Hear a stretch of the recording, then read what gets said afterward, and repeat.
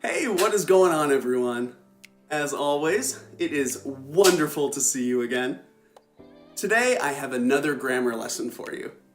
This one is about two different styles of sentences: active voice sentences and passive voice sentences. This is really important to know because it determines what your verb is affecting in your sentences. By the end of this lesson, you should understand active and passive voice and be able to use it correctly in your speaking and writing. So let's get started. First, I'll explain what active and passive voice are. Let's start with active voice.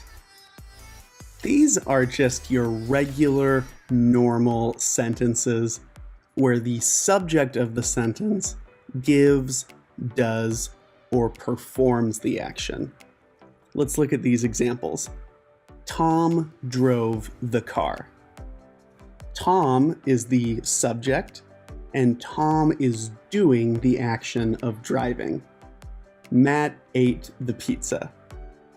Matt, the subject, is performing the action of eating the pizza.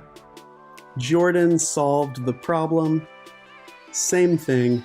Jordan performed the action of solving the problem.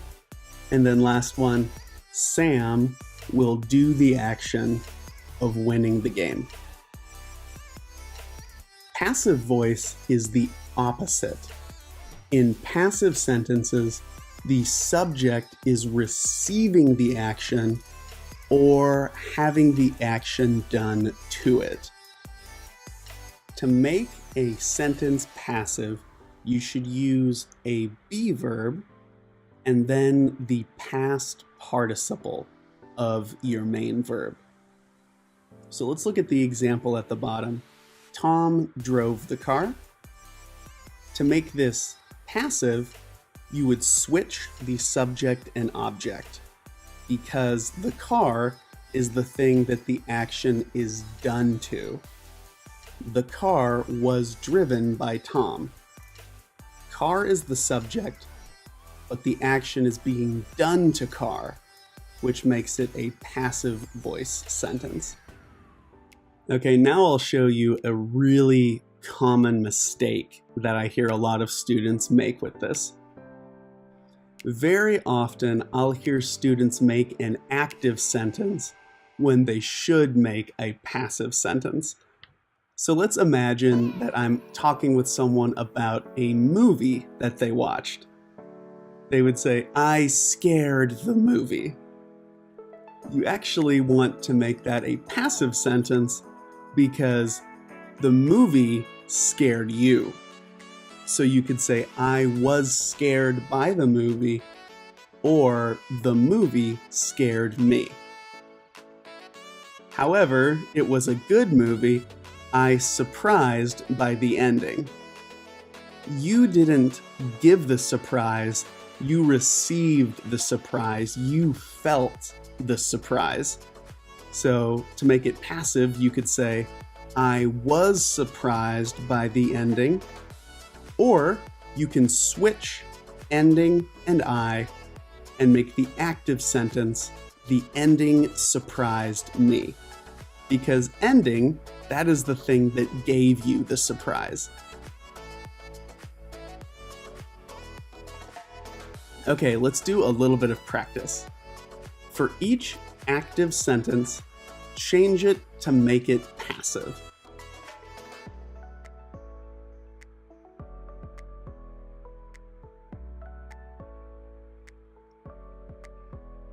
Okay, here are the answers.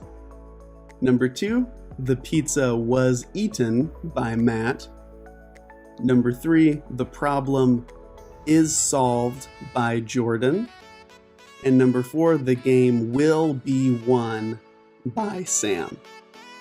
One detail with passive sentences is that your main verb will always be in the past participle form, even if it is a present or future sentence. Just like number 3 is solved, number 4 will be one.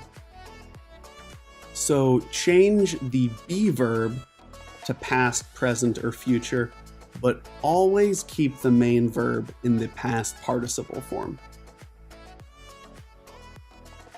Now let's do the opposite. I wrote 3 passive sentences. Can you change these to make them active?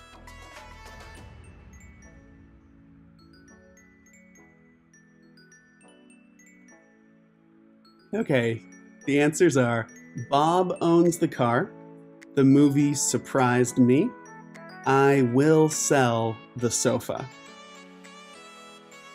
I have one more tip for you. So let's look at this sentence. Tom mailed the letter. The letter was mailed by Tom. They're both correct in terms of grammar, but the active sentence sounds much more natural. Sometimes when you make a passive sentence, it would not have a subject in the active voice. Let's look at these 2 examples at the bottom. If you try to make these sentences active, there will not be a subject because we don't know who mailed the letter. We don't know who sold the car. So, most of the time, passive voice sentences sound natural when the person or thing doing the action is not important. For example, your package was delivered this morning. It doesn't really matter who delivered the package. That's not important. The important information is that the package was delivered. Then that second example, my city has too much crime. My friend's house was robbed last week.